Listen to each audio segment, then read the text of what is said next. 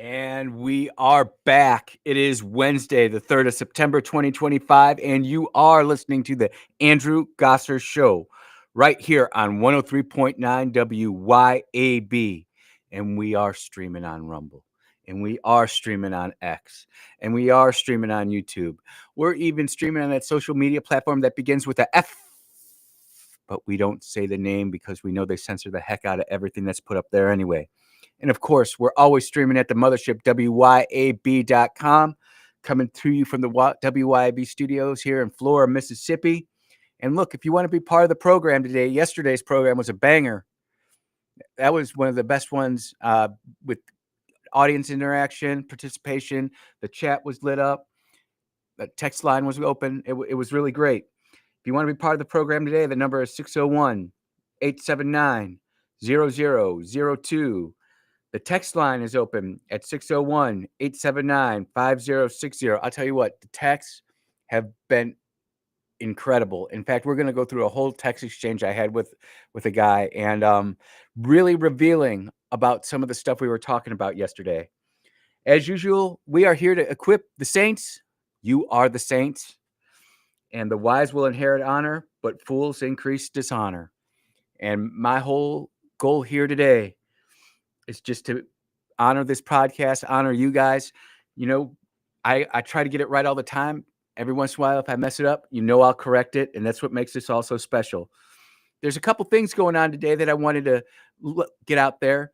As you know, today is First Wednesday. That means at 11:30 at Mama Hamill's, all you politico types can go over there, mix and mingle, and get to know people who are active in local politics. That's a mission of this show, is to get more people involved locally.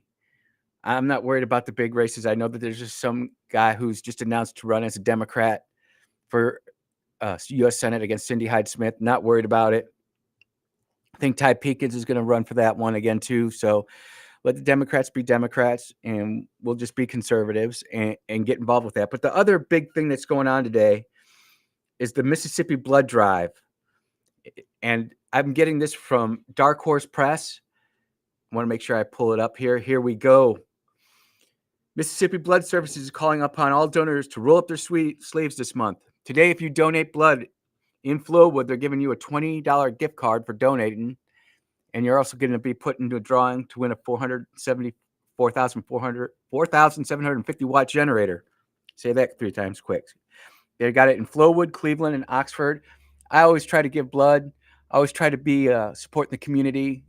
WYB does a great job at supporting the community. And this is just one more way that you can get involved here in Mississippi. And I'm greatly appreciative to the blood bank. With that, there's really only one place to start, and that's just the violent weekend we had. And the crime, the murder, absolutely, it's chilling because we know that Jackson is the biggest city in Mississippi, but for its population, it sure is violent. And, that was part of the show yesterday is why is the culture there so violent? Why are things the way they are? Well, WLBT came out with a story, and they went through a whole different list of things, and they interviewed some people. But the truth of the matter is, and I'm going to go through all these different things, but I think the real reason was never even stated. But let's see. Some people say that gun violence is taking a toll on the city of those who live here. It's so bad here in Jackson, we need to pick up and leave here, said Gloria Fields, who resides in Jackson. So we've already had the white flight. Are we going to have the black flight too? Everybody who can get out of Jackson is getting out of Jackson. Why can't we make Jackson a better place? James Hopkins said, it's scary. It's kind of scary to think that so much can happen in just one weekend.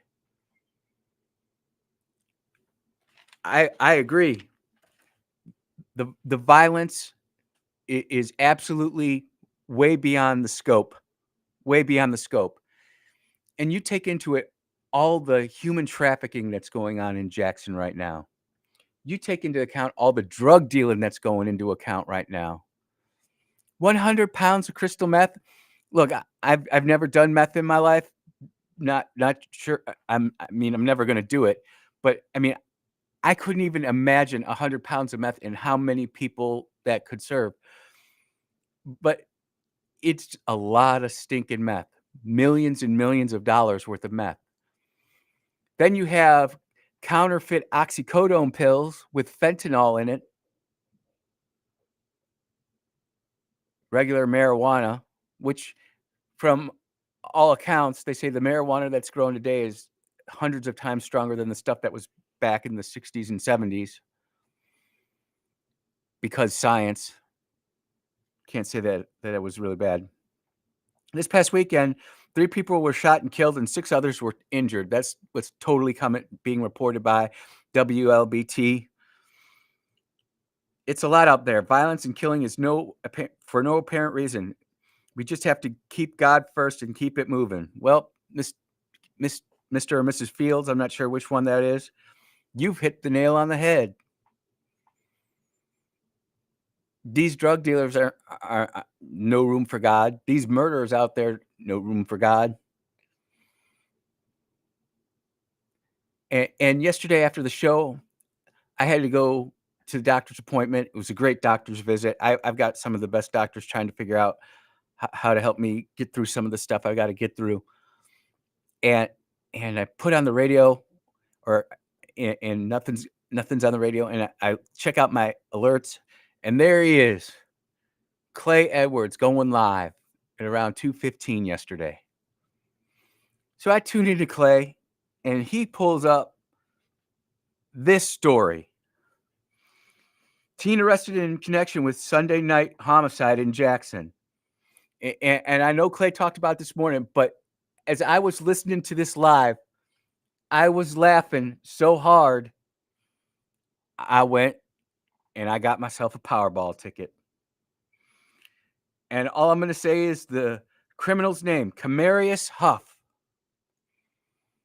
Using the Clay Edwards vowel strategy, if it's got 4 or more vowels in the first name, could be a problem. 5 or more, it's definitely a problem. Mr. Camarius Huff is accused on Sunday night by the Jackson Police Department of a homicide in the 5800 block of Rigwood Road.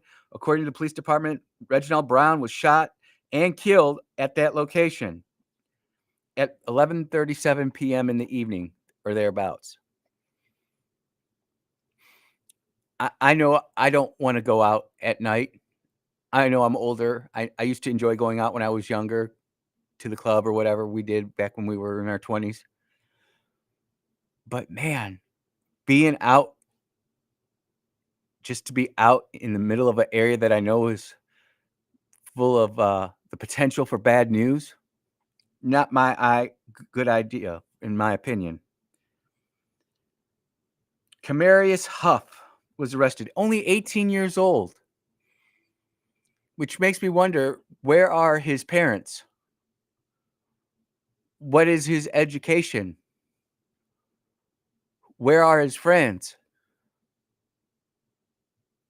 Where is his extended family?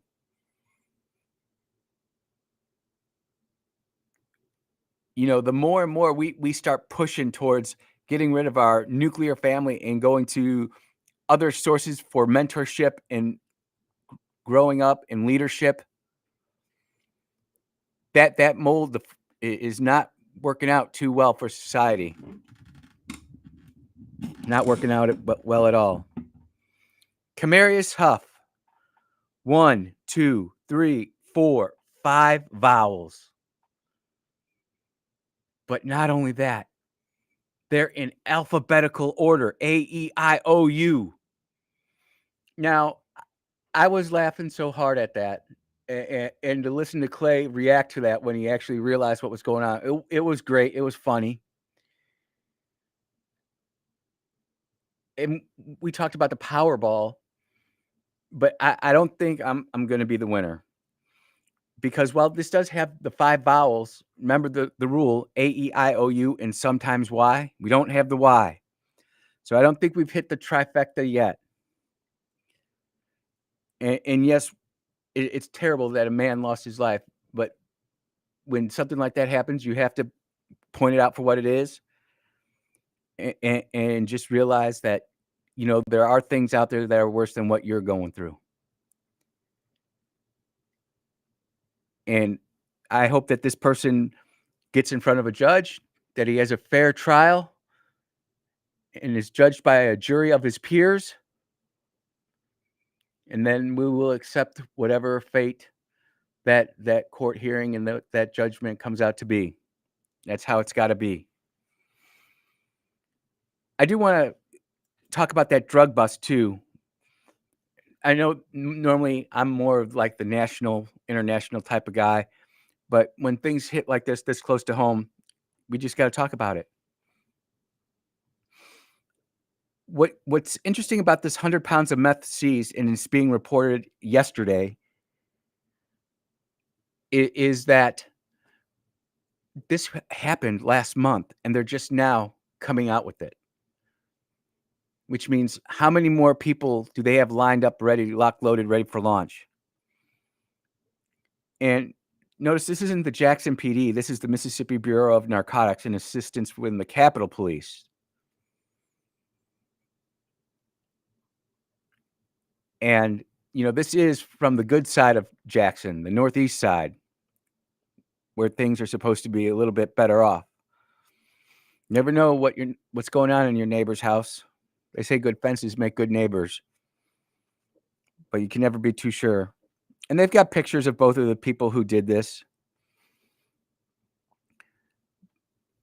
But 100 pounds of meth, and someone can do the imperial to metric conversion there, but you're talking tens of thousands of doses of meth. That's a lot of people. And then you've got those imposter opiates.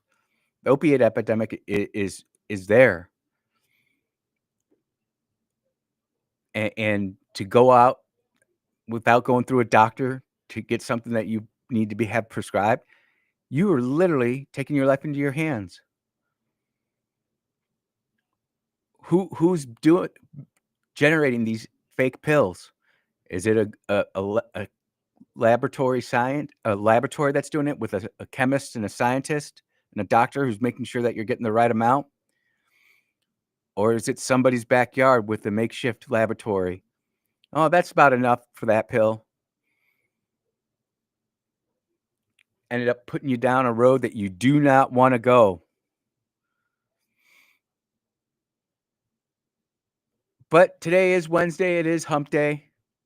The weekend's behind us. Labor Day weekend's behind us. I pray all of us are going to have a better rest of the week. And we are off and running on the Andrew Gosser Show. We will be right back.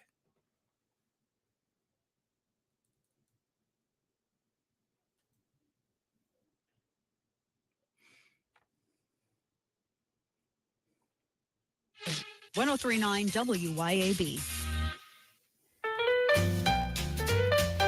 Hi, this is Lee Atkins of Home Care Plus in Ridgeland. We are a proud carrier of Abena Premium Incontinence products. Abena has the most absorbency available, making changes and leaks less likely. After 7 years as a seller, I can tell you these products are amazing and worth every penny to quality of life for patient and caregiver. And we ship all incontinence products as well. So please come see us at Home Care Plus in Ridgeland for all the incontinence needs of you or your family member. That's Home Care Plus in Ridgeland. Hi, it's Jackson author Jeff Pettigo, and I've written a satirical novel you should read called City Zoo, an Unfairy Story, a witty Orwellian animal fable about the lying fake news media.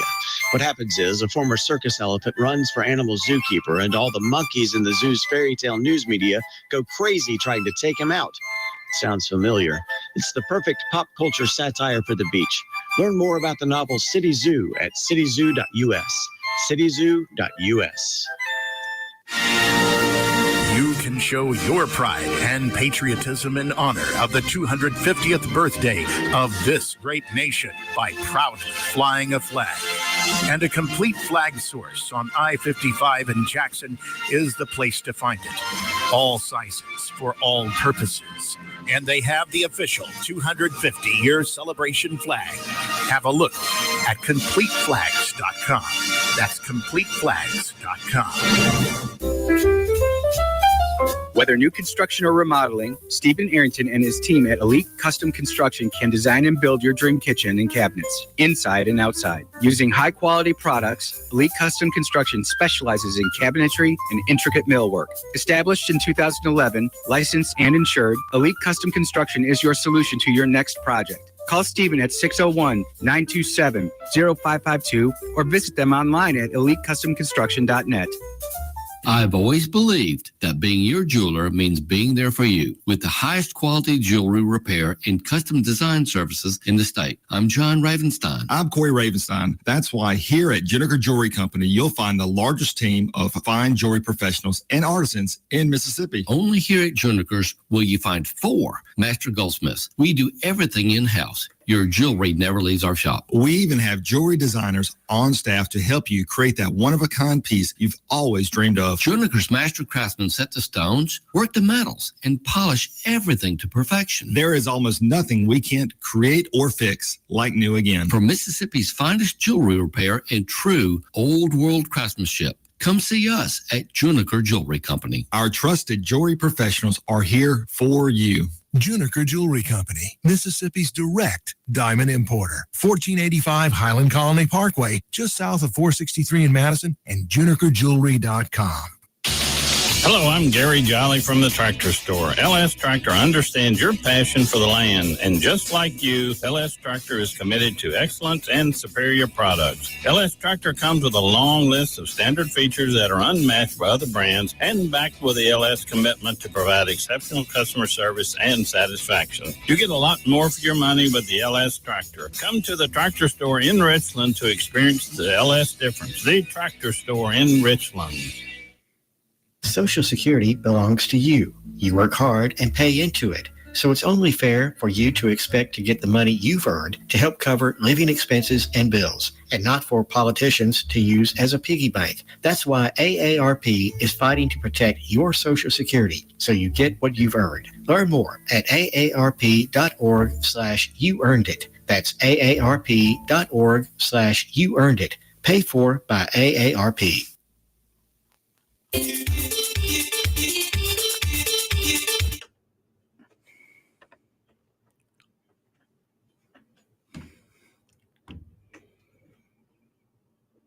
And we are back on the Andrew Gosser Show here at 103.9 WYAB. If you want to be part of the program, you can be. The number is 601-879-0002. And the text line is open. And I got a banger of a text over the break. In fact, I want to read it now. But the text line is 601-879-5060. And, you know, as we were going into the last break, we were talking about the opiate crisis, the epidemic. I think it's something much, much bigger than that. If you think about the biggest driver of our economy, in my opinion, is not the military-industrial complex, not at all. It is the sickness business. People who are sick and keeping them sick, but making them feel a little bit better. Whether it's just something as minor as an antibiotic for an infection of some type, or something long-term. We're looking for the cure, but we can't quite find it yet. It's hundreds and hundreds of billions of dollars every year goes into big pharma. It just does. And under big pharma, I do put the hospitals because that's where, and the doctors, because that's how it all gets pushed out. And then you have the over-the-counter stuff as well. But this is just a anecdotal story that I want to read because I know many of you have also experienced something like this. I know I have. I know that there's been things that have been prescribed to me where I'm just like, I'm not touching that. That's a dangerous road. Don't even want to put that in my body. Andy, and this is from an unknown texter. I don't have the ability to save names on my Google Voice for my Google number. But Andy, I just wanted to say that I think you were spot on when you mentioned the pharmaceutical companies are behind a lot of what is going on today. As I always say, I have no proof but to follow the money. I came home from work one day to find my youngest daughter in a trance. After speaking to my wife, asked what was going on, I found out that the teacher recommended that my daughter should see a psychologist who put her on medication for ADHD. I said that she was not to take another pill. She is now a college graduate with a master's degree. Years later, I heard on the radio that some school teachers were being paid for each child that they got to enroll in this program. Well, I don't have any proof of that program, but it wouldn't surprise me if there was a program like that. You know, school used to be a place where we would go to actually get educated. Now it's being morphed into the college experience. And I still have to talk with that about my daughter and my wife about what the college experience really is. Is the college experience actually getting smarter, coming out of there with a good degree that has real value in 2025, 2026 and beyond? Or are you just going there to party, whoop it up, have a good time,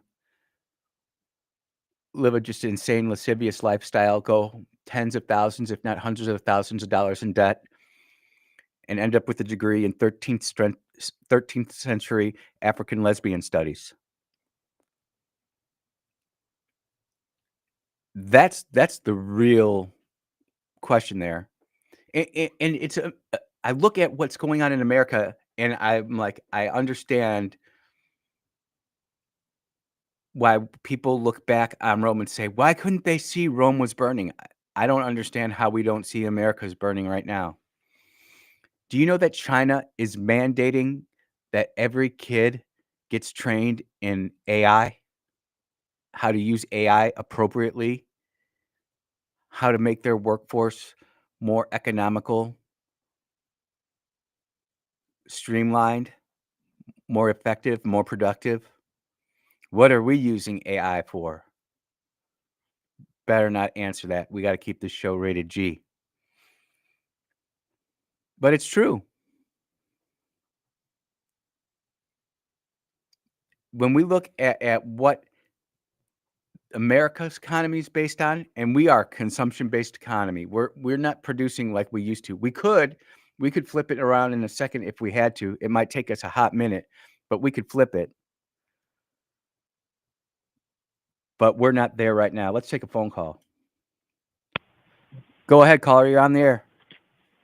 Yes. Angela, I just wanted to tell you, I'm the one really that sent you that text, okay? Because it happened to my daughter. Oh. Okay, and I am so proud of her now, and I thank the Lord for making me to recognize what was going on at the time, and that's when I told my wife she's not to take another pill, and she did not. And like I said, right now I'm so proud. She has a master's degree, and she's talking about maybe going for her PhD. So I just wanted to tell you, a lot of this stuff is fake. And as I said before, I really wish some government agencies who's under Mr. Trump, under the other ones, I'm afraid wouldn't have happened. It wouldn't happen. But under Mr. Trump, maybe we can get someone to look after it and look, and also Mr. Kennedy can get someone to look at these pharmaceutical places and see the scams that they were doing just to make money. I always said, follow the money. Okay. Yes, sir. You take good care, and God bless you all and your listeners. Okay. Thank you, Mr. Bye-bye. Willie. You know, Mr. Willie bring up a good point, and I didn't even know that was Mr. Willie's number. It just comes up as an unknown texter. We did not even talk yesterday at all about the craziness that's truly happening at the CDC. the BDSM doctor who was in charge of, or wasn't in charge of putting out the vaccinations, but was on that board. I mean, you can go down Twitter and start looking up pictures of that dude, and you would be like, that's his lifestyle choice. That's what he's doing. That's fine. But he should be in no way in charge of what people have put into their bodies. Absolutely not. And how do these people get into the positions they are? Well, I'll tell you, they started off in the 90s and even in the late 80s with, and it's brilliant. It's what the Democrats do. It's what the left does. It's what evil does all throughout history.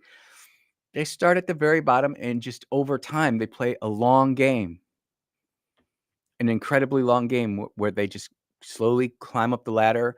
They know they're going to time out, but they can put somebody right underneath them so they don't have to start as low as they did, and they move up. And all of a sudden, next thing you know, you've got a guy who's got pentagrams and leather all over the place, walking around another man who's on a leash with a dog mask on. Sorry, children. But that's literally where we're at. And I still believe that America is the best place to go, but my goodness, there's the level of responsibility that we have as Americans to make sure that we hold our government accountable, is the greatest responsibility we have as citizens. We're not in France or England, Israel, Egypt, United Arab Emirates, China, Russia, where your say so. You might have elections there, but they're not real free, open elections. If you think about it, they continue to try to figure out ways to screw up our elections so that we can become more like those other countries instead of the other way around. On election day, when we get ready to vote in new presidents, new secretaries, or not new secretaries, new senators, new congressmen, governors, etc., that line should be around the corner and everybody be waiting in line dutifully to cast their vote. Good men and women have died for your right to go and cast that vote. They will never get that opportunity, but you will. Honor them. And that's why I always point out, if you don't know who's running for office, find out somebody who is. Somebody you trust. Get involved locally. You'd be surprised how many people will come up to you once you start figuring this out and will want information and education. And now, not only are you the student, but you're also a teacher.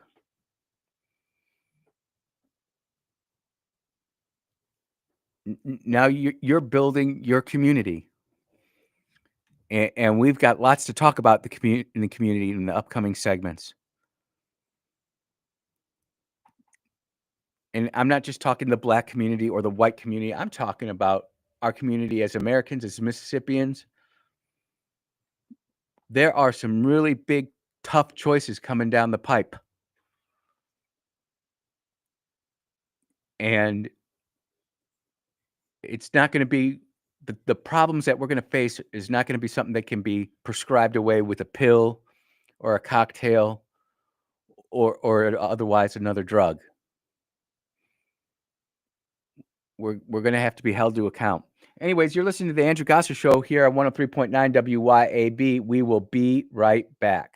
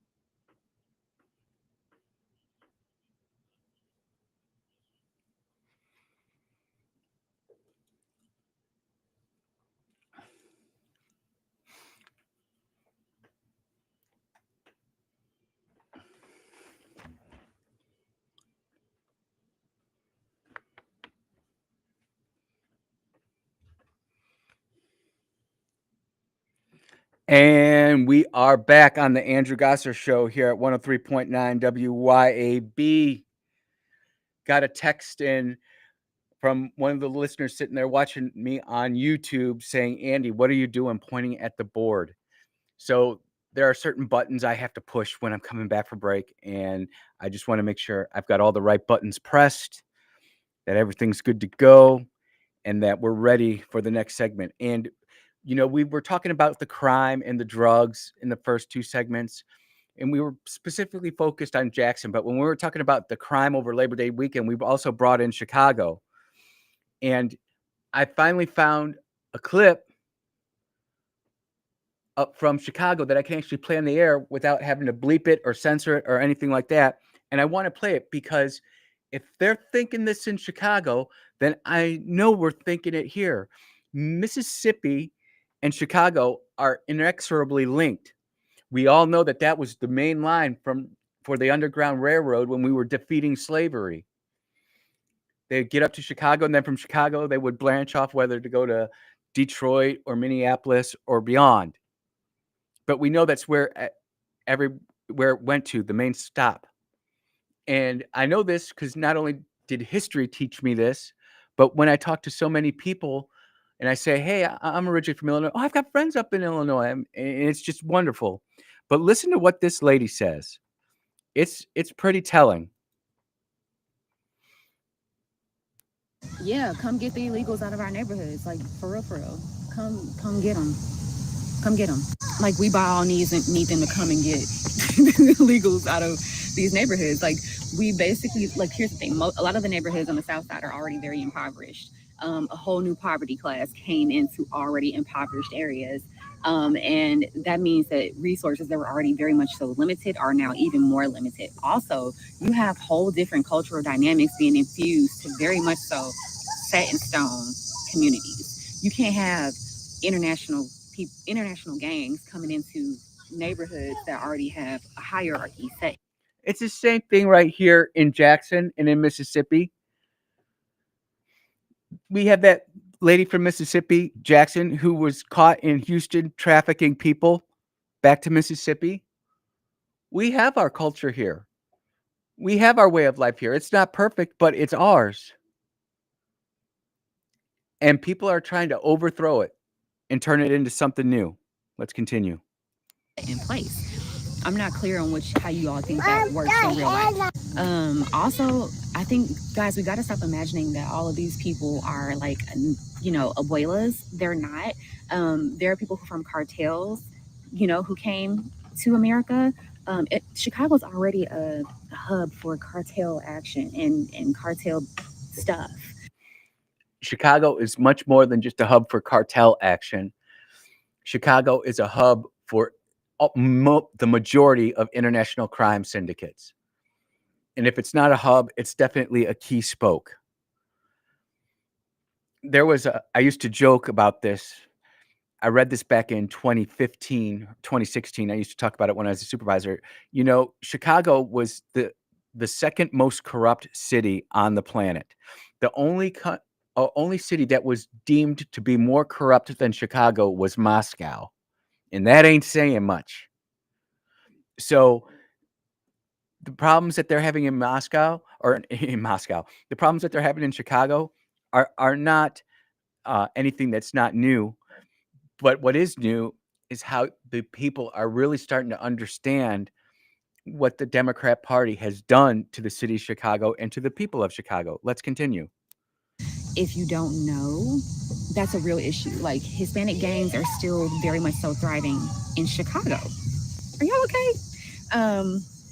Yeah, so no, we definitely need them to go ahead and come get the illegals out of all of our neighborhoods. Please do. Please get them back out. And she goes on for another 2.5 minutes. I'm not going to play it all. I don't need to. Our time is way too valuable. But here you have, and I'm just going to say a black woman, educated, who is saying, look, we've had enough.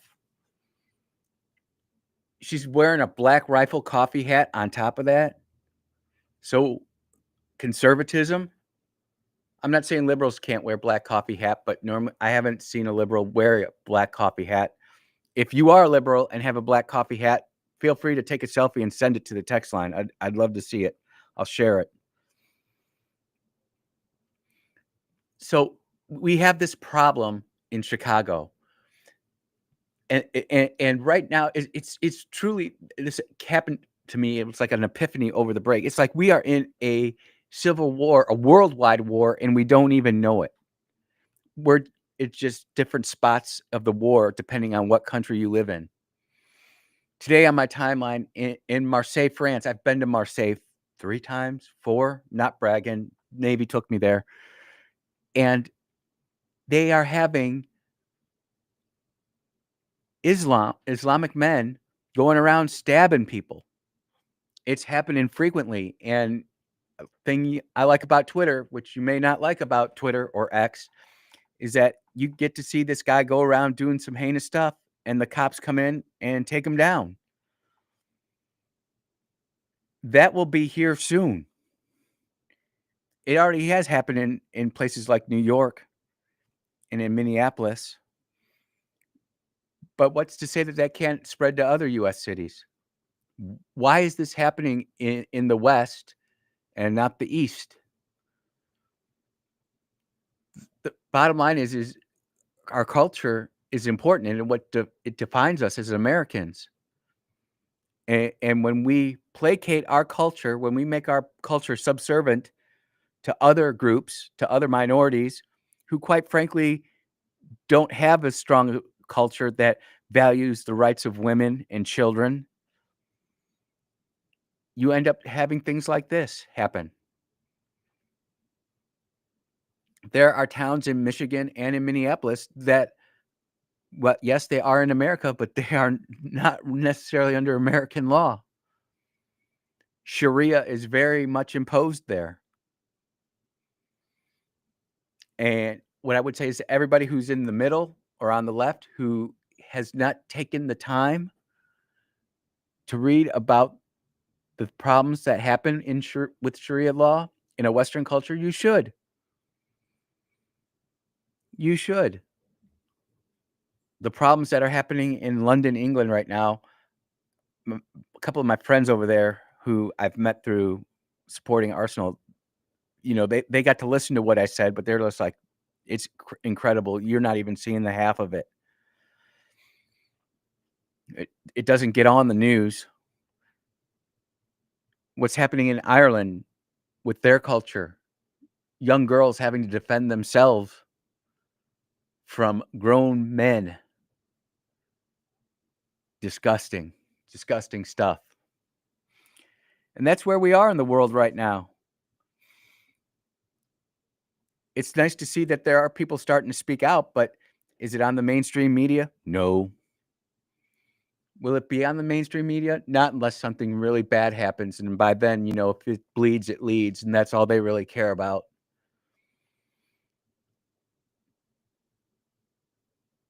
But there are other things happening.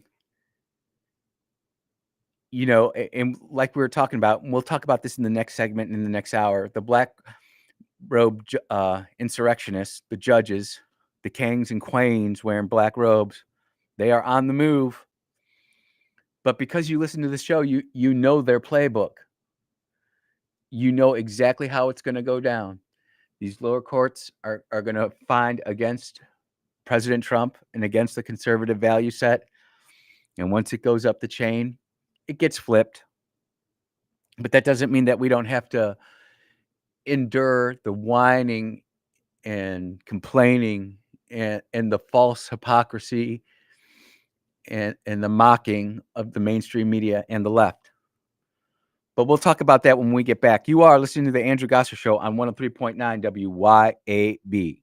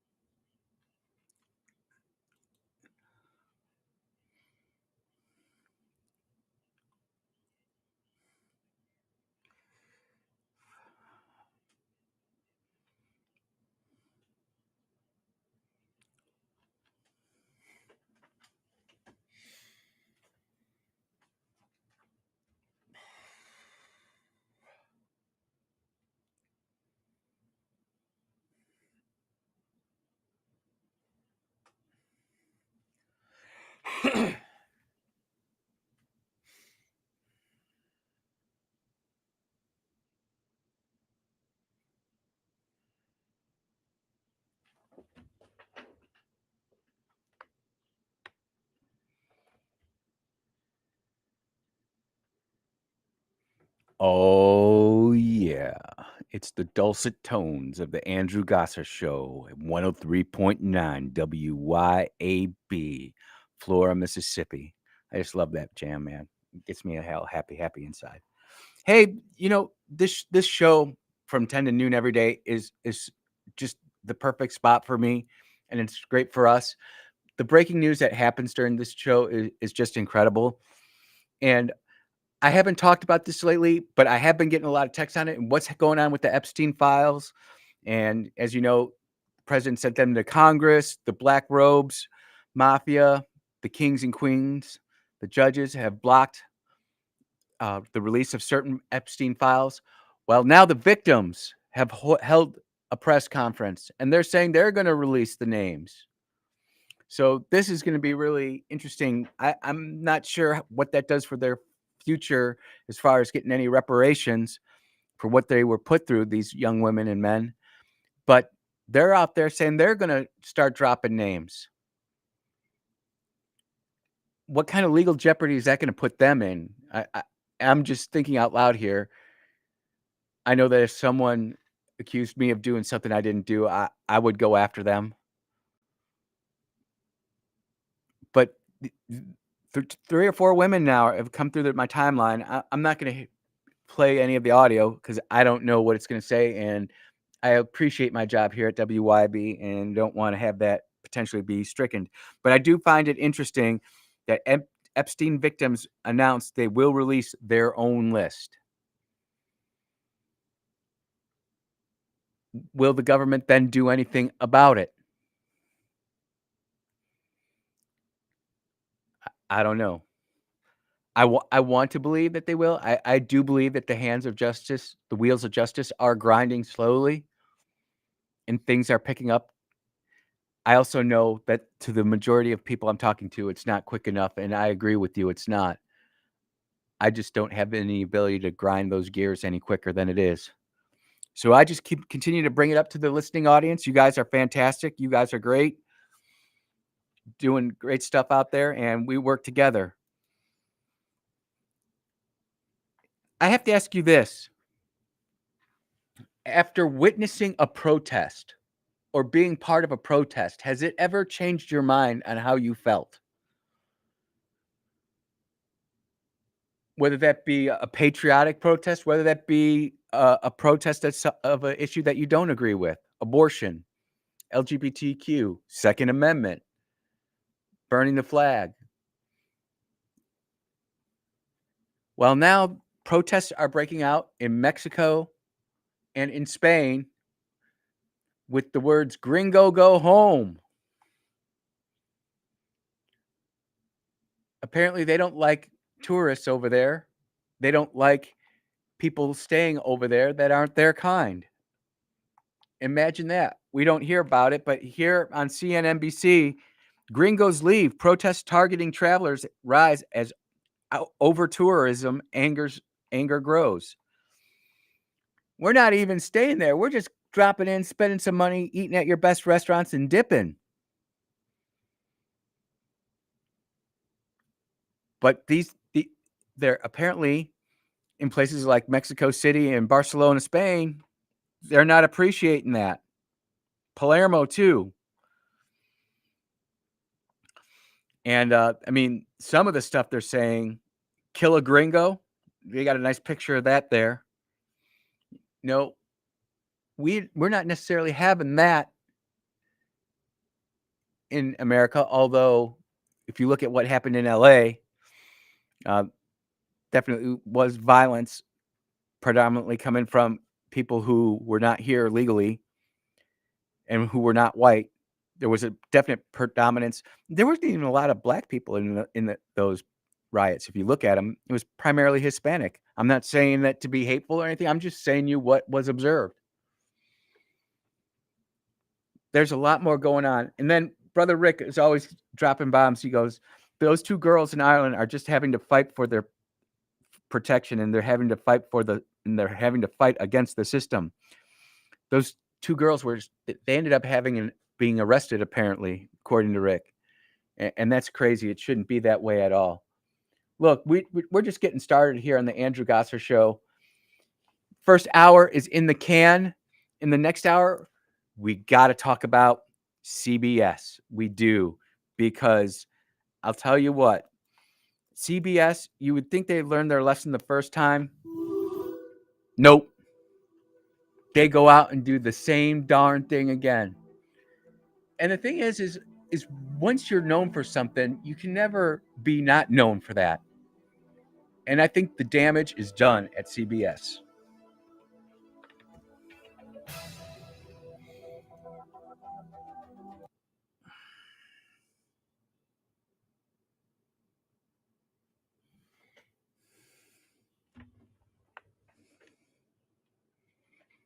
Progressive Insurance.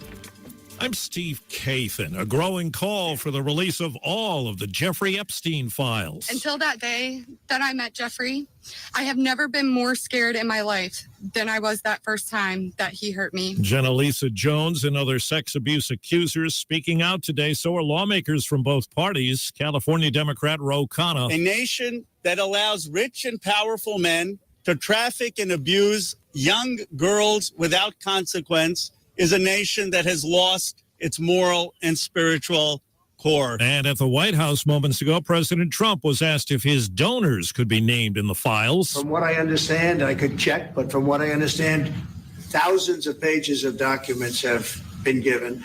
But it's really a Democrat hoax. Now to Chicago, President Trump has made it clear federal forces will be deployed there. CBS News Chicago's Darius Johnson. The president challenged Governor J.B. Pritzker to call and ask him for help, saying that would make any deployment legal if he's asked to intervene. But Pritzker says that's not happening. His sources confirm federal staging is already underway, with agents and vehicles currently being relocated from Los Angeles to Chicago. And in Washington, D.C. Washington, D.C. Mayor Muriel Bowser says the district has a plan to keep working with federal agencies. We don't need a presidential emergency. Bowser has taken flack over the occupation of the district by federal troops and walked a fine line in dealing with President Trump. Trump's crime emergency is set to end September 10th, but Bowser says the only way it could be legally extended is by Congress. Allison Keyes, CBS News, Washington. More than 100 survivors and relatives of victims of Maine's deadliest mass shooting are now suing the federal government, alleging the Army could have stopped one of its reservists from carrying out the attack that killed 18 people in 2023. On the Health Watch, CBS's Michael Wallace tells us some blue states are planning to take their own action on vaccines. Citing the firings and turmoil at the CDC, the governors of California, Washington, and Oregon have announced their states will work together on vaccine guidance and recommendations. In a joint statement, they say the CDC has become, quote, a political tool that increasingly peddles ideology instead of science. Ideology that will lead to severe health consequences, end quote. The CDC has lost thousands of employees this year, including its director recently. The retailer Macy's reporting its first increase in same-store sales since 2022. The store chain is now focused on modernizing stores. Wall Street, the Dow is down 174 points. The S&P is higher. This is CBS News. Progressive Insurance, with insurance for cars, home, boat, motorcycles, RVs, and commercial vehicles at 1-800-PROGRESSIVE and Progressive.com. Do you hear that? Asthma triggers are everywhere, from dust mites, pet dander, and pollen to smog and smoke. An asthma attack can strike anywhere, anytime. Be prepared with quick-acting Primatene Mist. Clinically proven to open airways quickly. It's the #1 FDA-approved asthma inhaler available over the counter. Primatene Mist. Breathe easy again. Use as directed. Viking, committed to exploring the world in comfort, offering small ship experiences with a shore excursion included in every port and programs designed for cultural enrichment. Discover more at Viking.com. Viking, dedicated to creating travel experiences for the thinking person, with programs designed for cultural enrichment on board and on shore. Discover more at Viking.com. Local news and weather brought to you by Mississippi Energy Services. We're your fast, affordable, and friendly generator service company. msenergy.us. msenergy.us. Making sure they're square with the house. 88 this afternoon at a 30% chance for showers and storms. Tonight, 68 and clear. 92 Thursday and sunny. You've got news on 103.9 WYAB. I'm Chris Davis. Sometimes a new perspective helps. Many of Jackson's vendors weren't getting paid on time during the last administration. Since the installation of a new system, Brandon Jackson, head of Jackson's budget office, tells the city council at Tuesday's budget hearing it's now a lot smoother. A lot of the issues that we were having in the past were some of the invoices were, getting lost in transaction. Now the vendors can put in their own invoices, which are paid within 45 days. Reginald Brown was shot and killed Sunday night just after 11:30 on Ridgewood Road. And though Jackson police still haven't said what they believe motivated that killing, they have made an arrest. Camarius Huff, 18 years old, charged with first-degree murder. Jackson is getting some money from FEMA for recovery from floods in 2022, but also for help in recovery from that part of the Jackson water crisis. FEMA announced Tuesday the city is getting nearly $3 million. Fewer tickets, fewer wrecks, and fewer deaths were reported during the Highway Patrol's Labor Day holiday enforcement period this year. 3 people died in wrecks compared to 15 last year. Those crashes were in Bolivar, Lowndes, and Marshall counties. 92 people were charged with DUI. And overall, there were 2,000 fewer tickets written. Brian Keith Williams' luck ran out while he was playing a slot machine at a casino in Vicksburg. Williams was wanted in Louisiana for making terroristic threats, and once he was spotted, he was locked up to be taken back across the river and maybe up it, too. More news in 1 hour on 103.9 WYAB. I'm Chris Davis. The views and opinions expressed in this program are the individual views and opinions of the people expressing them and do not necessarily reflect those of this radio station, its parent, affiliated, or related entities, agents, or employees.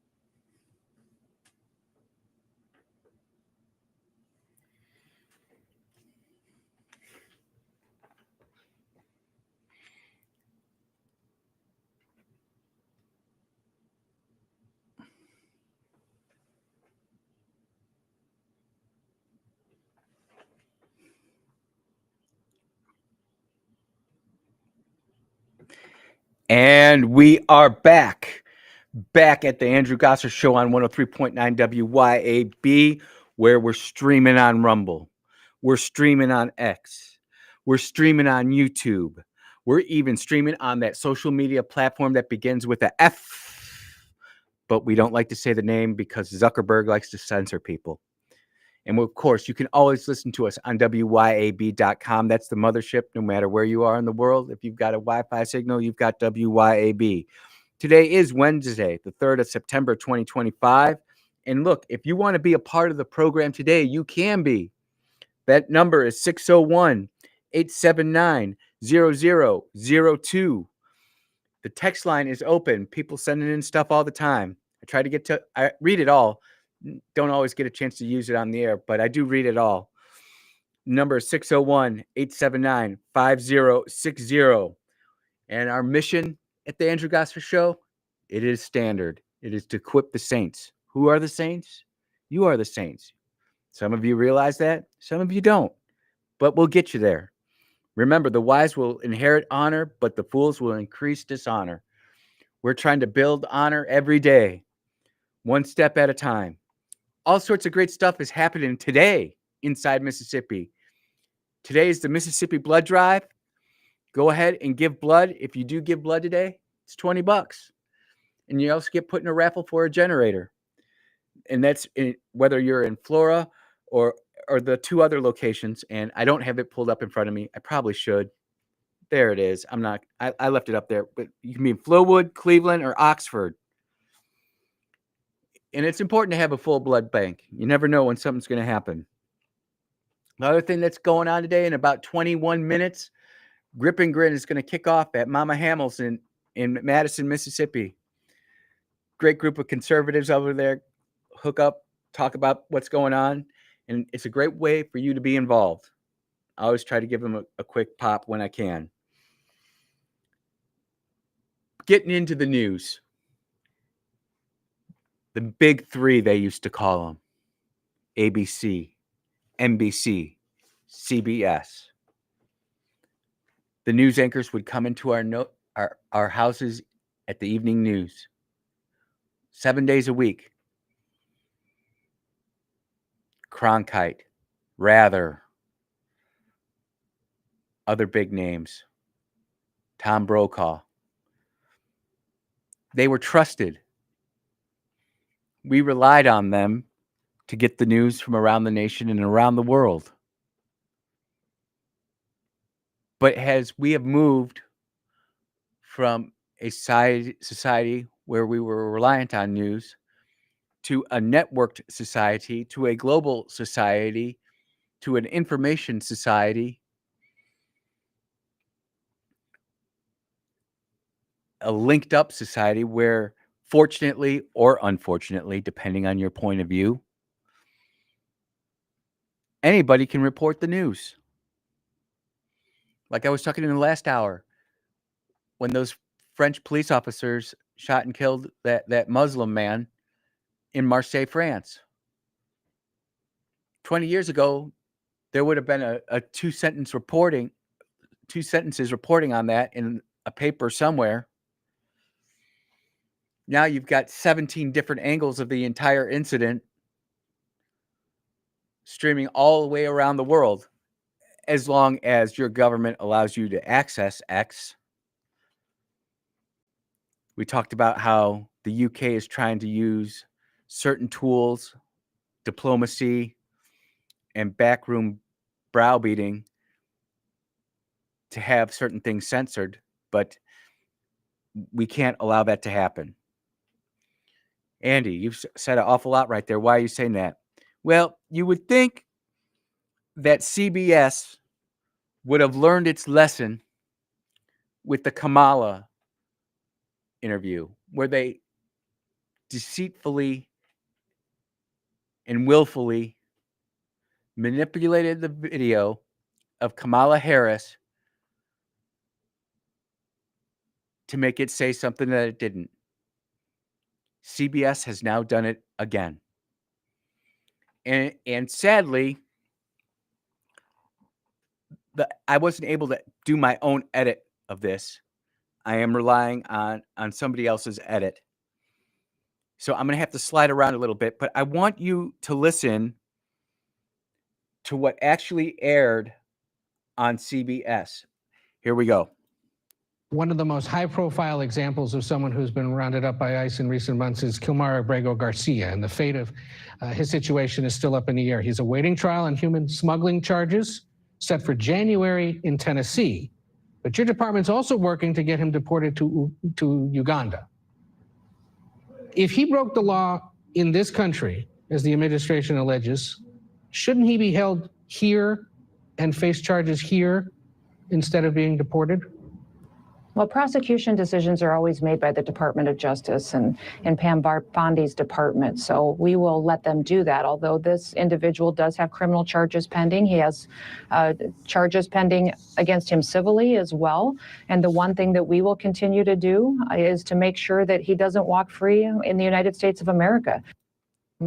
And then right there, they jump cut it. And they jump cut it to right here. They were going to let the Justice Department do that. Does that mean the push to deport him to Uganda is off?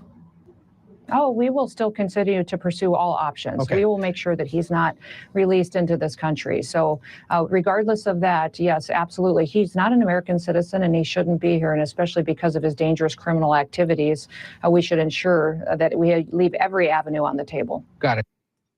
And this is coming from MRC Newsbusters. So I want to make sure that I give them the credit for this. So that is the jump cut or the edit of CBS interview with Kristi Noem over the Maryland man who was deported once to his home state, his home country, and an insurrectionist judge ordered him back, and now he's going to end up in Uganda. And you heard what was said right there, but I want you to listen to the whole interview of what was actually said. This was what was not aired on TV. And it's just going to make your blood boil because it's going to make you see how they continue to deceptively edit everything that they put out there. And look, again, no mockery, no scorn, no ridicule. This is exactly what the media has been trained to do since the 1970s with Operation Mockingbird. One of the most high-profile examples of someone who's been rounded up by ICE in recent months is Kilmar Abrego Garcia, and the fate of his situation is still up in the air. He's awaiting trial on human smuggling charges set for January in Tennessee, but your department's also working to get him deported to Uganda. If he broke the law in this country, as the administration alleges, shouldn't he be held here and face charges here instead of being deported?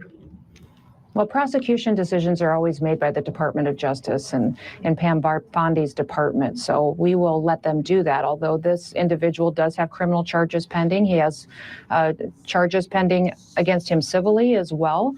And the one thing that we will continue to do is to make sure that he doesn't walk free in the United States of America. And it was right here where they cut to the end of it. But now I want you to listen to everything they cut out that they did not want you to see or hear. This individual was a known human smuggler, MS-13 gang member, an individual who was a wife beater, and someone who was so perverted that he solicited nude photos from minors. And even his fellow human traffickers told him to knock it off. He was so sick in what he was doing and how he was treating small children. So he needs to never be in the United States of America, and our administration is making sure we're doing all that we can to bring him to justice. But I heard you say that we're going to let the Justice Department do that. Does that mean the push to deport him to Uganda is off? Oh, we will still continue to pursue all options. Okay. We will. And there you go. Now, the last time CBS did this, if my memory serves me correctly, it was over a $30 billion lawsuit that they ended up paying out between direct payments to the Trump library, actual fines, and future considerations. What's going to happen with this? People will say, oh, Andy, they're just cutting out stuff that we already knew, that they're just trying to shrink it down for time. No. What they did was got rid of important, critical details that make it people see why it's so important that this guy be kicked out of the country. But it doesn't fit the narrative of CBS Face the Nation. It doesn't fit the narrative of the Democrat National Committee, the left wing. And even in a situation where they're dead to rights, where we've got them by the short hairs, we still have this kind of deceptive editing happen. And it's why shows like this, why radio stations like WYAB, why independent news media creators like James O'Keefe are so important and so critical, and why they should be given just as much credence and credibility as anything of the old legacy news media. I know it's only Wednesday and I haven't gone to look at the weekly numbers of who's watching what on the news shows. We'll maybe do that tomorrow or even Friday. But it's important that we continue to point these things out so that we can have the credibility when we talk to our friends and our neighbors who maybe don't necessarily agree with us, where we can point out things like this.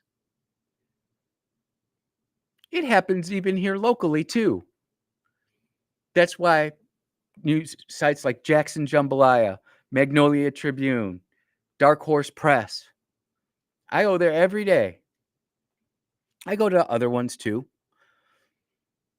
But I go there because they're reporting on stories that either A, people would never even hear about in the first place, much like the blood bank donation event going on today, or they report on news stories like the drug bust on Jackson Jambalaya with details that you wouldn't get by just listening to or watching the evening news. We have to have our independent media. A free press is critical. And frankly, CBS, if they weren't getting those airwaves given to them by the federal government for free, they could produce all the misinformation they want to. But they do go over the airwaves, and they do have a certain trust. They're supposed to have a certain trust with the citizenry, and they're violating it.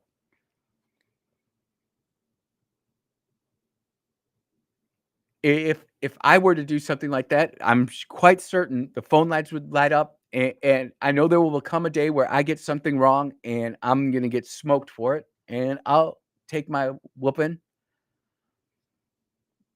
But never something like what CBS is doing, deceptively editing.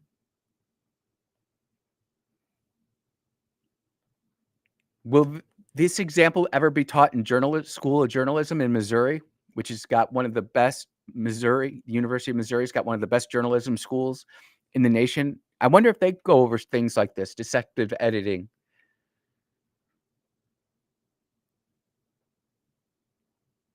It's not right. It continues to happen, and this is 2025. We should be well beyond this by now, but we're not. We're stuck in a rut with these legacy news media outlets that think that they're controlling the show. They're not, but they're still going ahead and making headlines. And it's just our job as regular old folks who love our country to pay attention to garbage like this and continue to go after it. You're listening to the Andrew Gosser Show on 103.9 WYAB.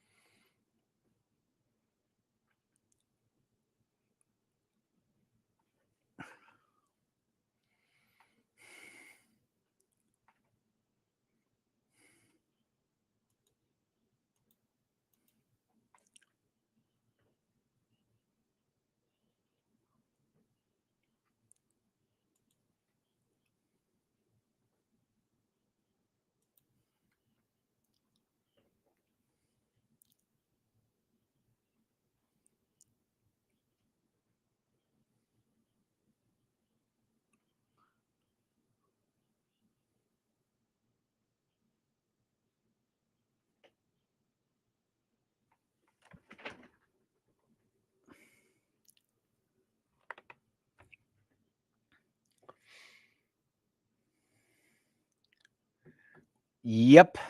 You are listening to the Andrew Gosser Show on 103.9 WYAB. We're talking about the mainstream media. Another interesting story about the media, one that's not getting any coverage, but I found it on the Associated Propaganda, the Associated Press. President Trump has somehow, by the grace of God, defunded NPR and PBS.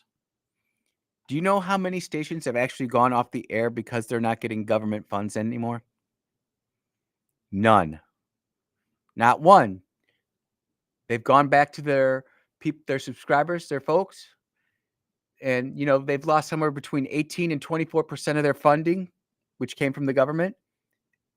And people who actually support those radio stations are paying for it. Imagine that.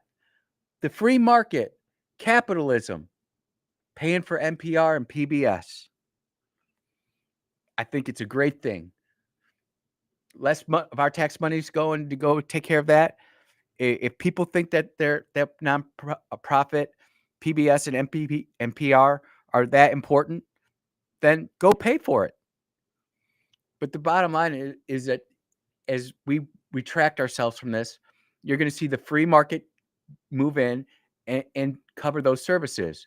Do you remember how someone tried to blame the deaths in that massive flash flood in Texas on not having funding for NPR and PBS? That was Chuck Schumer who did that, when it didn't have anything at all to do with it. It's nothing more than scare tactics. Unfortunately, with the government, it's just like, this is the way we've always done it, so this is how we're going to continue to do it. We can't continue to go on like that. And I just think that it's really coincidental that you are finding out that after certain government agencies have their funding removed, they're still finding ways to carry on. Never mind, the USAID is going away. All these other small NGOs are going away. We're still carrying on. Do you know what they have found out, though, with the loss of funding to places like NPR, PBS, and USAID? The Democrats are broke. Democrats are broke. Which leads me to this story. Democrats get their man. Colom's entry into Mississippi U.S. Senate race has been years in the making. Years in the making. And they talk about how he was originally appointed to be a judge by President Obama, President Biden. and Cindy Hyde Smith blocked him. So he became an attorney general somewhere in northern Mississippi. Well, he's running for office now. And I'm getting this from the Magnolia Tribune. And if you don't read the Magnolia Tribune, I suggest you do. Not that I agree with everything that the writers over there say, but they're independent. They have they lean conservative, but they're not afraid to put stuff out there that maybe you might not agree with. But this is the point that I want to make and drive it home for this listening audience here on the radio.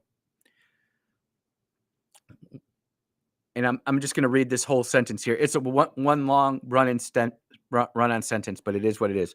One possible candidate there is Scott Cullum, a district attorney who was appointed by President Biden to a federal judgeship, only to be blocked by Cindy Hyde Smith, who Mr. Cullum would be running against in 2026, the New York Times reported.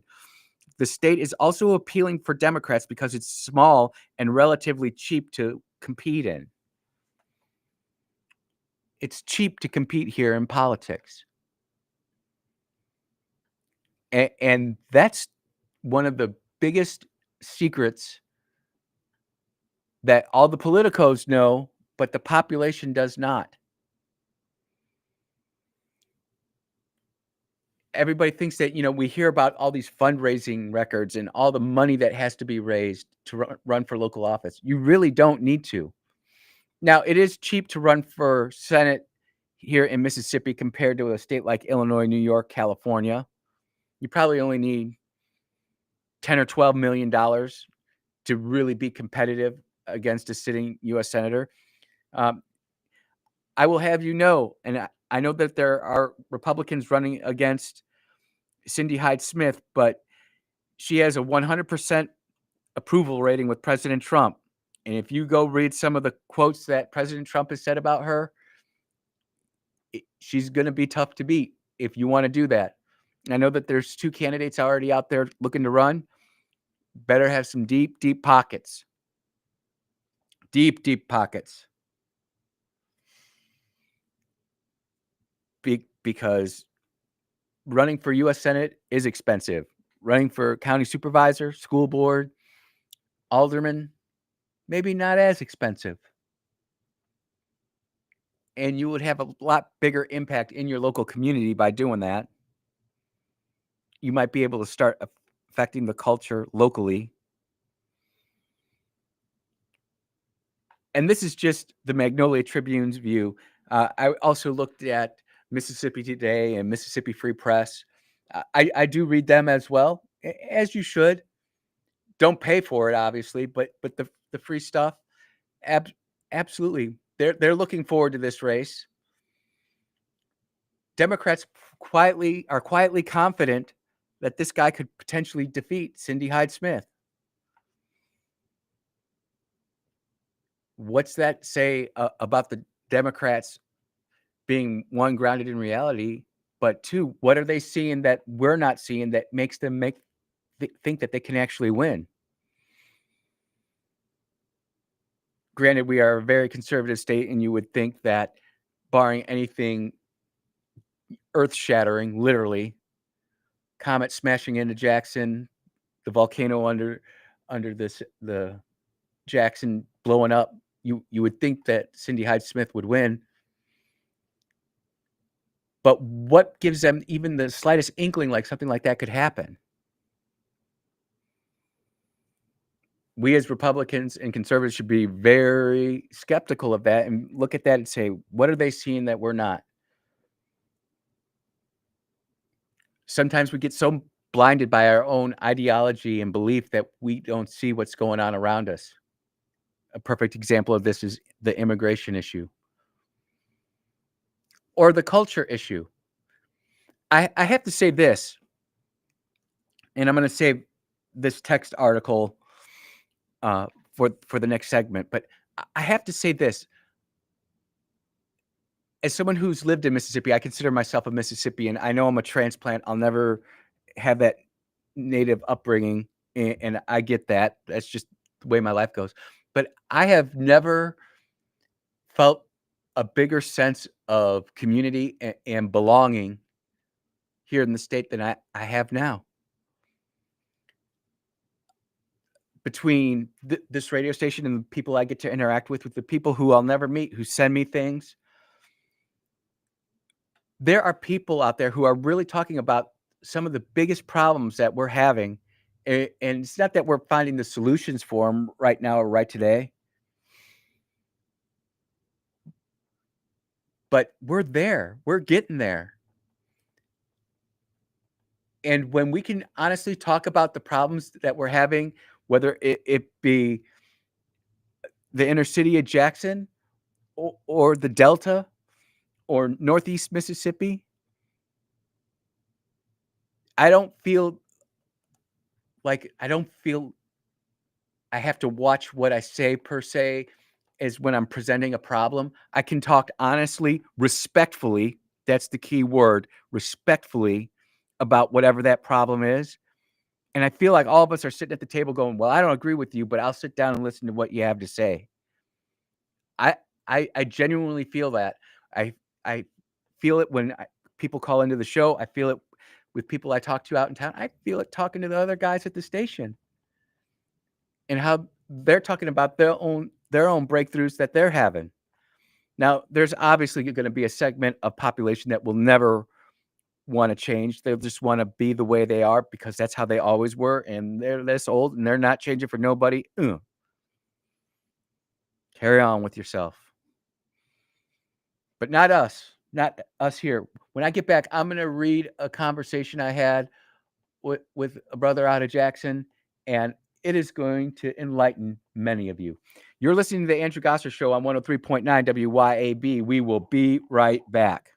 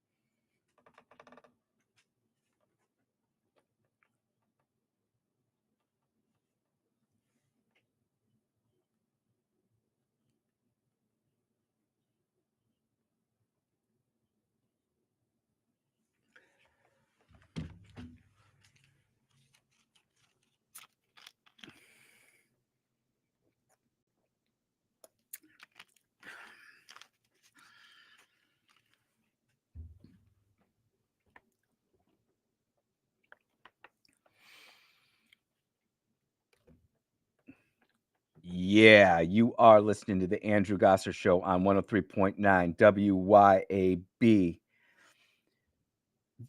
I'll tell you what, yesterday's show was a banger. Sometimes I go back and listen to the whole show. Sometimes I just go back and listen to certain parts to see how I can better improve myself. But when I got into this conversation, this happened. This conversation was going on yesterday during the radio show. And what was really incredible to me was how open and upfront he was with this. And you know, let's just be truthful. Whether it be black guys talking about white guys on the radio or white guys talking about black guys on the radio, our nation has come to a point where they don't want that to happen. They don't want to have people talking about solutions. They want to pit people against each other, cultures against each other. I truthfully believe Clay Edwards deserves an enormous amount of credit, along with Kim Wade, for being able to kind of bust through that barrier here in Mississippi. And I feel like we are leading the way in that. And I'm just coming in here doing my own little thing and trying to add to the conversation. But listen to this, and this is going to take a little time, but listen to how passionate this man is and how he's really saying things that perhaps all of us are thinking but never really said out loud. Being black and growing up black and being born black in a black Democrat environment, in a black Democratic home, in a black Democratic church, in a black Democratic family is very difficult in America. Try it out. Then give us your opinion afterwards. And I just simply asked, why is that? Why is that the black community is struggling? And being forced to go to a Democrat public school and then being groomed to attend a HBCU automatically. And I said, I would love to chat. He gets back with me and says, the black community is struggling because we should never been brought to this country in the first place. Slavery is horrible, and we all agree with that. We were doomed from the start. Nobody really likes black people. Hell, black people don't even like black people either. And I read that and I'm like, what the hey? I literally gasped and sat back for a minute. And then I wrote back to him, I'm grateful for you reaching out. I have to drive. And this was after the show. And I was driving, and I don't text while I drive. So if you're texting me or trying to call me when I'm driving, just know that I'm not going to pick up the phone. But I asked him, why don't people like black people? Why don't black people like other black people? And this is where it really changed my thought and opinion on this. And this is what he says. We are also struggling because a while back, the white government gave the black woman too much welfare and housing for free, and that has finally torn the black community to pieces now.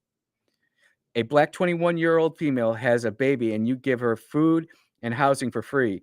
And just because she had a baby, what do you think the results will be? She is going to destroy herself, her family, her lineage for years to come.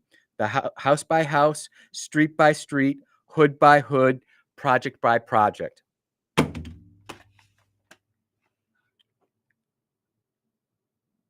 That's fire. That's facts. You know what that is? That is destroying the nuclear family. Maybe in a little bit different terms than what a white person would use, but this man is totally right. Affordable housing, the EBT, all of these goodies to help you get a hand up have absolutely destroyed the nuclear family inside the United States of America. And for whatever reason, maybe it's economics, not sure, but the black community is feeling it first. I'm going to continue to read this because when I can have brutal, open conversations with people like this, it really helps us grow. It really helps us understand the other side, right? So the main reason the black community is struggling is because the black woman is all the way out of order, and she was elevated while the white government, as the false leader and trustee of the black community with a free house and free food, and it created a monster in her and a monster in the black community. Most of her kids become criminals as a result of the havoc on America at the point while the white folks are now finally concerned. And he's got a point there.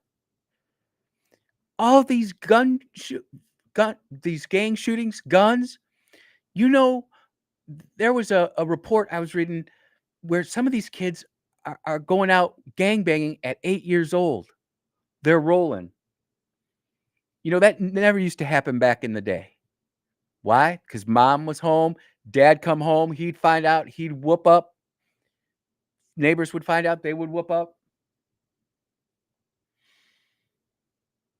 So your white government created the bad conditions of the black community, and now it's too far out of hand.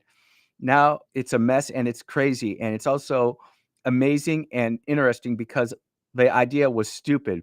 When I was a child, I wondered, why do people pay with two types of currency? Then I realized that, it's food stamps and the other was $1. I knew then we were doomed and America was doomed. So I got my popcorn and my eyes and ears are tuned in. People don't like black people for several century-old reasons. Black people don't like people because people don't like people generally, but black people believe in macho dominance over other black people via violence. We love to dominate each other. No weak punks allowed, and if you get beat up and you're black, you're considered weak and unworthy of respect from the entire black community. In order to be black, you can't be soft at all, or you have to display that you aren't soft. If you're not, your life will be hell. And that was the whole conversation. And I was just sitting there thinking about that. And we talk about it, right? Culture. Well, that's black culture right there.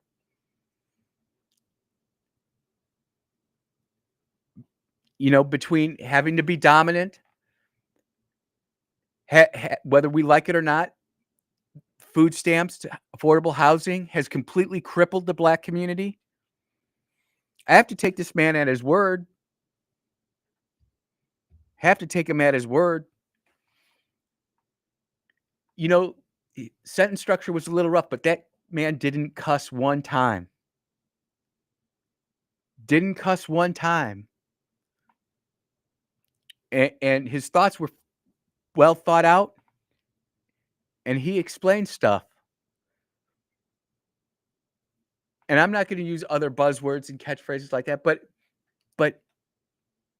is it true that the black man isn't leading the households in the black community anymore? Is it true that the United States government has empowered women in a way that perhaps they didn't have before? Has the government just truly destroyed the nuclear family, where people don't believe that a man and a woman should be married, that you should really only be with one person for your life? You should have kids, reproduce, and give them a household that is safe and strong, secured with a moral upbringing? Does our public school system push that? What does our public school system push? If you look, some school systems are more worried about ICE than they are teaching math. They're more worried about what the government is going to give them for their school than they are the actual education of the children in general, where the administrators are running everything and the teachers are held hostage by policies and regulations and quotas.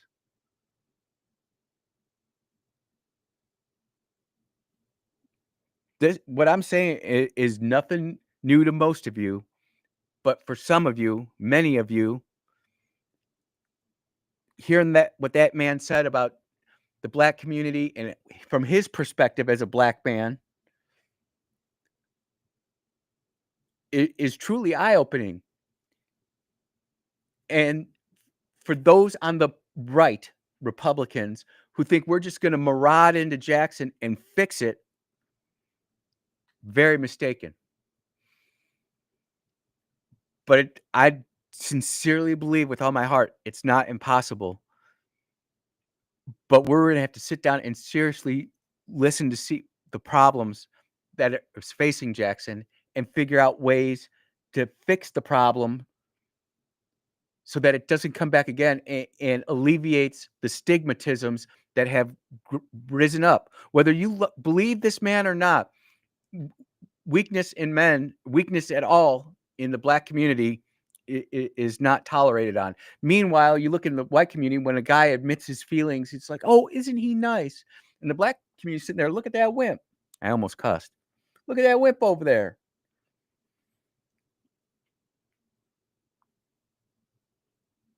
Nah, man, I'm telling you what, between at least for I feel for this audience, myself, the WYAB family, we are on to something real. And we need to continue pushing the envelope on this in a way that's truly respectful and with dignity. Because if we sit there and just go to simple ad hominem attacks and using certain phrases and words, that's never going to get anywhere. It's not going to have anything fruitful or productive. And the book does say, you will be known by your fruit. And what happens when you're cut off from the vine? You die. And everything that has happened in America with getting away from the nuclear family, with getting rid of God, guess what? We're dying. And we see it every day. You're listening to the Andrew Gosser Show on 103.9 WYAB. We'll be right back with our last segment.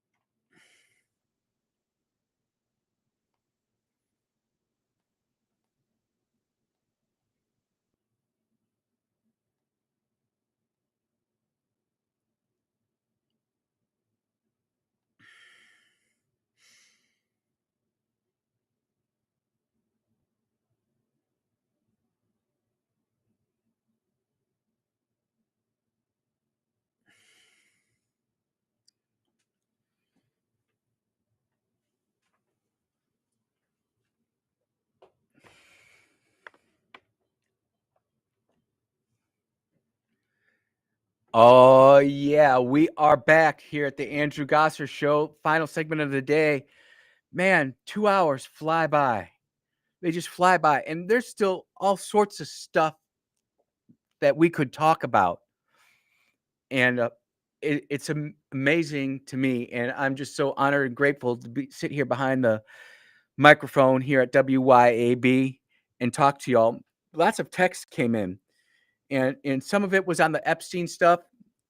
People are sending me lists now of all the Democrats who support releasing the Epstein file, and there are no Republicans on there. Meanwhile, in the past, there's lists out there with all the Republicans and the Democrats who don't want it. They're pitting us against one another when we all realize that there's a federal judge in Florida and a federal judge in New York who has said you can't release those files. It's brutal, and we're all falling subject to it. We're all falling subject to it. Then Miss Pam sent this in, and I really appreciate this. Mississippi proudly proclaims you as an adopted son. As I said in a previous text, you are now ours, Pam in Ridgeland. Thank you for that. I'm very grateful and thankful to be in Mississippi. Look, there's all sorts of craziness going on out there. President Trump is already saying, hey, maybe we don't go to Chicago. Maybe we go to New Orleans. Could you imagine if Trump cleaned up New Orleans before Chicago? Louisiana has a governor that would be much more hospitable to having the federal government come in. It could happen. I'm not saying it will. All I'm saying is that President Trump likes to negotiate and he likes to win. And he is not opposed to taking the easy wins and low-hanging fruit first to prove a point, much like he did with Washington, D.C. Do you know that the Washington, D.C. mayor signed an executive order or a proclamation? I'm not sure what they call it there in D.C., basically thanking President Trump and inviting him to work closer to solve the crime problem in Washington, D.C.? Meanwhile, the chief of police for Washington, D.C. doesn't even know what a chain of command is. Lord help us. Help that lady.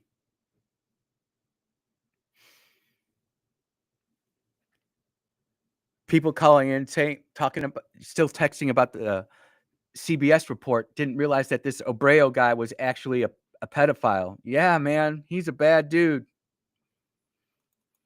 Bad dude. What a great show we had today, huh? I'm grateful and thankful to everybody who texted in. Grateful for Mr. Willie calling in. I'm not going to be able to get to Grip and Grin today, but if you get a chance, get on out there, get some good food, meet some people. Then after you get loaded up on there, go out to Flowwood in the blood bank and go give some blood. Help those people out. And just breaking news as I'm on my way out the door, and I'm really excited. My daughter's going to be excited. Her Jeep is fixed. The Goose is fixed. We're going to go pick it up. Life is good. Until we meet again, everybody, be well, take care, and be blessed. We'll talk to you tomorrow.